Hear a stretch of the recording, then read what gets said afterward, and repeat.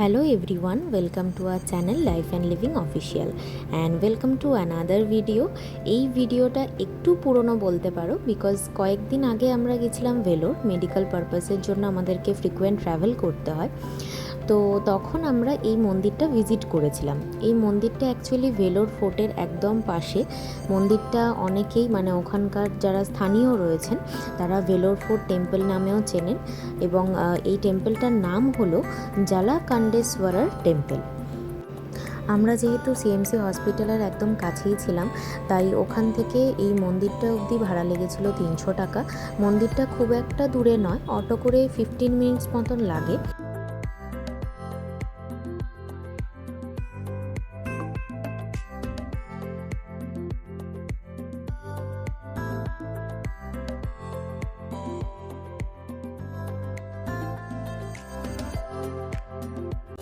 আমরা যখন মন্দিরে পৌঁছেছিলাম তখন 10টা বাজছিল, আর সকাল 10টার সময়তেই এতটা বেশি পরিমাণে গরম পড়ছিল যে পা রাখা যাচ্ছিল না। আর যেহেতু মন্দিরের মেঝেটা পাথরের, সেই কারণে আরও বেশি গরম লাগছিল।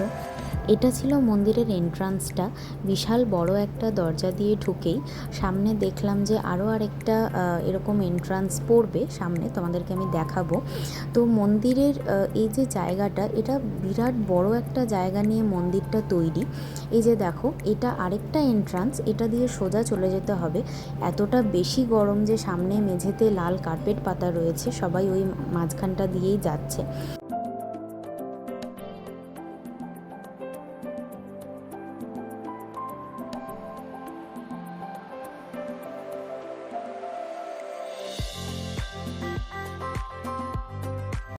মন্দিরের এই পোর্শনটাতে রেনোভেশনের অলরেডি কাজ চলছিল, তো অনেকটা বড় মন্দিরটা। ভেতরে আরও অনেক ছোট ছোট মন্দির ছিল, সেখানে আমরা পুজো দিলাম, ওখানে শিবের মাথাতে জলও ঢেলেছিলাম।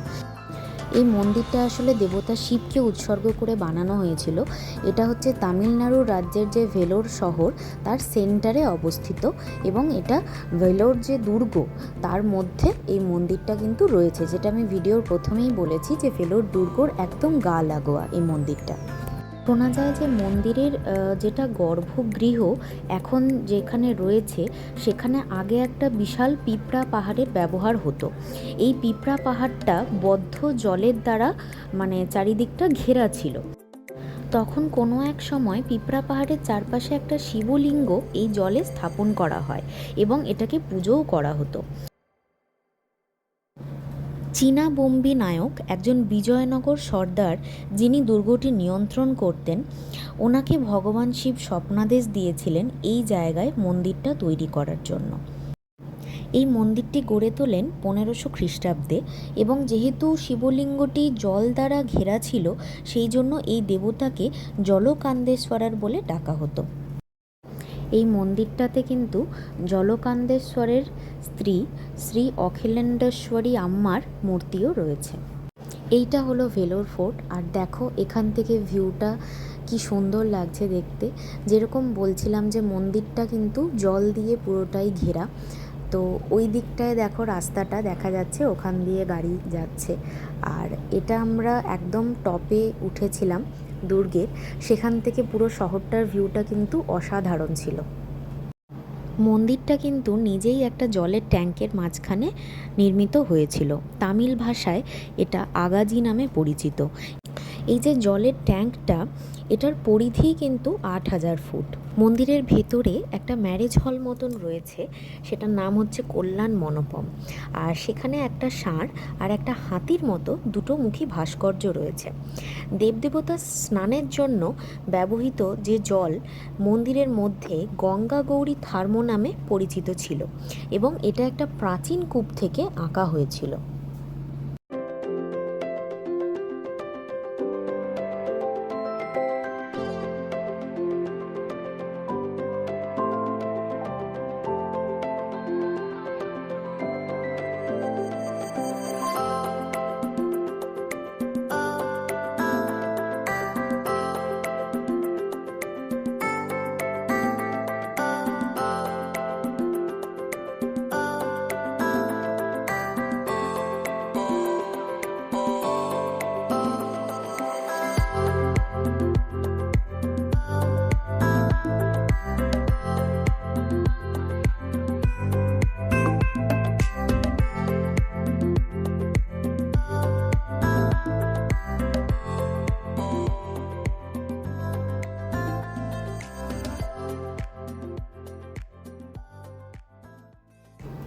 অনেক ঘোরাঘুরি করার পর প্রায় 1 থেকে 1.5 ঘন্টা পরে আমরা এসেছিলাম মন্দিরের বাইরে। আর এখানেই একটা স্টল ছিল, সেখান থেকে খেয়ে নিয়েছিলাম লেবু জল, কারণ প্রচণ্ড গরম ছিল আর পারছিলাম না, পায়ে অলরেডি ব্যথা করছিল, পা পুড়ে গেছিলো। তো যাই হোক, এখানে এসে দেখলাম যে ভালোই ভিড় রয়েছে, তো আমরাও এখান থেকে একটু লেবু জল খেয়ে নিলাম। এখানে আবার আরেকটা জিনিস আমি দেখলাম যেটা আমার খুবই ভালো লাগলো, যে লেবু জলের মধ্যে চিয়া সিডস ভদ্রমহিলা অ্যাড করছিলেন। তো যাই হোক, লেবুর শরবত খেয়ে তারপর আমরা বেরিয়ে পড়েছিলাম ওখান থেকে। এটা দেখো, এটা হচ্ছে বাইরের ভিউ, মানে ফোর্টটার যে বাইরেটা, এটা কিন্তু পুরোটা লম্বা একটা পাঁচিলের মতন চলে গেছে। বাইরে থেকে দেখলে কিন্তু বোঝা যাবে যে কতটা জায়গা জুড়ে মন্দিরটা অবস্থিত।